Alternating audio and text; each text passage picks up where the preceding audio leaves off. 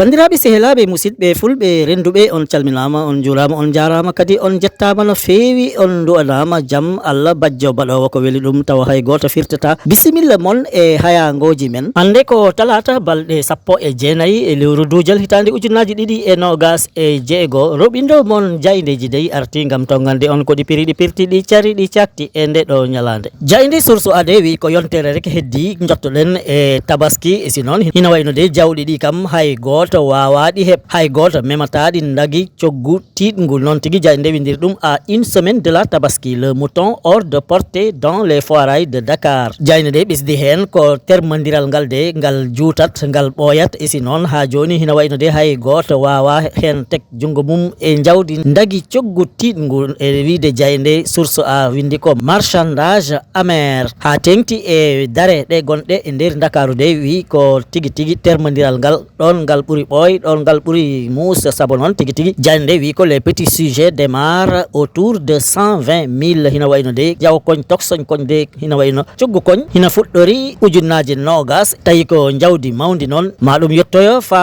500 000 jande ɓesdi hen les clients veulent des animaux bien nourris gros et propres mais cela a un coût Martel Mamadou Ba vendeur de bétail originaire de Dara Jolof hina wayno de omo garaɗa ka woni Mamadou Ba tawa noon omo jiya Dara Jolof wi ko ɓe ganduɗa heɓe gara heɓe cooda jawɗi ɗe ɓe cohli ko jawdi kardi labdi joɗdi e si noon ɗum kam ko coggu tigui tigui ɗum labdi e wiide jayde source a joni jayde Vox Populi de wi ko après 8 jours de paralysie à quelques encablures de la tabaski gros ouf de soulagement le trésor retrouve ses fonctionnalités avec ina wayno de si tawi yontere waɗi tawa noon o galle biyeteɗo trésor hombo dilla e koppareje tawa noon ina weyi e laamude on ɗon galle dañno caɗele dagui kaɓirɗe mum bonnanoɗe e si kaɓirɗe mum ɗe ganduɗa de wotko natno hen fa ɗum yakkide jayde Vox Populi wi hanti kam mo kala wawi foof mo kala wawi artir hakkille mum e fittandu mum saabu noon gonɗon wuuro wiyetego trésor de wi hanti machine aji ɗi moƴƴi e si noon hanti ɓe mbawi liggo no hannirta ni e wiide jayde Vox Populi jayde critique ari gonɗini ɗum saabu wi ko les assurances de la direction générale de la comptabilité et du trésor après le cyber attaque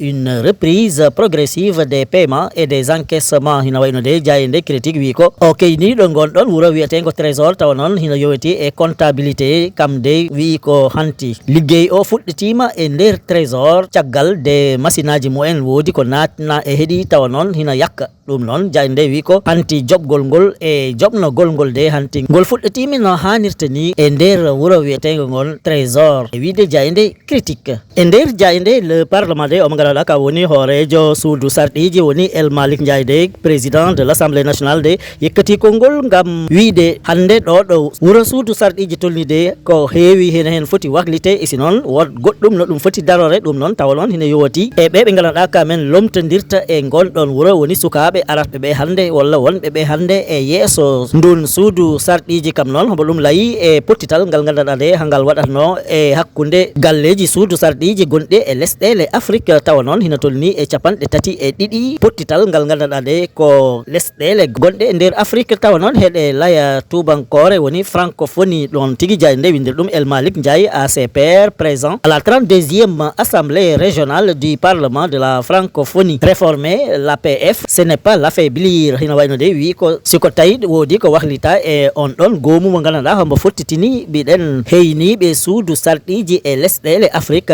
layatɗe tubankore de ɗum wona ustude doole on ɗon goomu e si noon ɗum wona yakkude on ɗon goomu e wiide El Malick Ndiaye e nder jayde le parlement jayde le soleil de wi aménagement du Sénégal radiographie des fractures territoriales hina wayno de ngam Sénégal fof fota nder guure e dowri de si ƴeewama ƴewtindama hina wayno de woto hen ko heewi ko gandanɗa de ɗum fotani e wiide jayde le soleil jayde windi ko 5 millions de sénégalais coupés des routes des chantiers majeurs à l'arrêt et un fossé abyssal entre Dakar et les régions hina wayno de ko tolnoto e million aji joyi innama ade wurɓe e nder Sénégal kamen de ñande go hay laabi moƴƴi boli moƴƴi ɓe ngala woni taliji jayde le soleil wi ko wot liggeyaji mawɗi woni chantier ji ɗi ganduɗa de kam ɗi darima saabu noon ko taliji wonɗo walla tawa ko école aji mahateɗi eko wayi noon ha taki teskama ko woni ko e nder Dakaru e ko woni ko e dowri hede ndaw ko ɗum wasi won gotum Dakar sinkama ñantama yoɗnama isi sa yeehi e lakde he kam jekkinta ko haydara walla hay goto hoɗani toon e wiide jayde le soleil jayde nde wi ko Ranérou Koupentoum Linguère géographie des territoires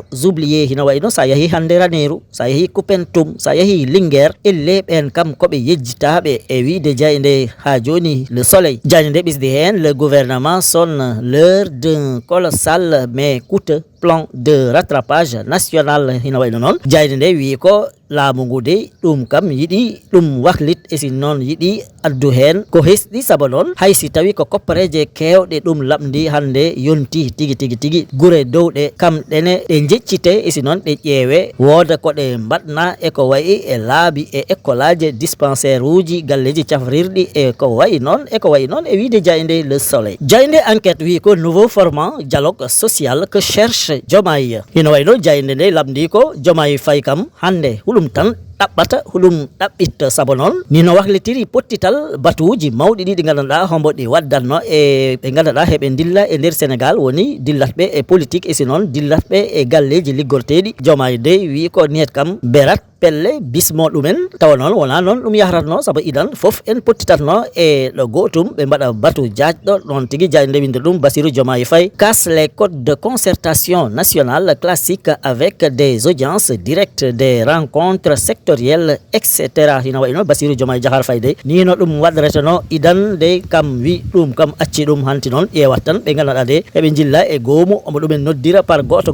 te wona noon ɗum yahratno e wiide jayde enquête joni ko yowoti on ɗon alhaalide jayde le quotidien wi ko Diomaye Faye de kam taƴi lawre mum yowotinde e politique ouverture du dialogue politique ce jeudi Diomaye crée sa bulle noon tigui jayde nde windiri ɗum l'équation de la participation de l'opposition la société civile appelle à un dialogue inclusif hina wayno e ɗin ɗon batuji de kam Diomaye de keyniɗo lesdi Sénégal de hina wayno ko lowe waɗi ɗum lawre kala noon e ɓe gandanɗa kamen goni e nder nde tawa noon heɓe dilla e politique walla tawa heɓe dilla e ko yowoti e société civile woni jambureɓe ɓe gandanɗa nde ko yahde ko moƴƴi e layde ko moƴƴi ɓe mbaɗata e wiide jayde quotidien jayde la libération de arti hande e koko hawni ko gandanɗa hina kewi toon to Ross Béthio de saabu hina wayno wot bo gandanɗa de ko debbo inde mum ko Binta Ba kam de wulni ndiyam faɗam fasi haɗam wañwi ari rufi ɗam gorko mum e nawlum ɗum noon tawa ko e nder jamma he waɗi ɗum noon tigui jayde nde windiri ɗum Ross Béthio pour mettre fin à son mariage forcé et au sévice subi Binta Ba vide une marmite d'eau chaude sur son mari et sa co-épouse en pleine nuit kam on mo ganduɗa ka woni Binta Ba de hina wayno de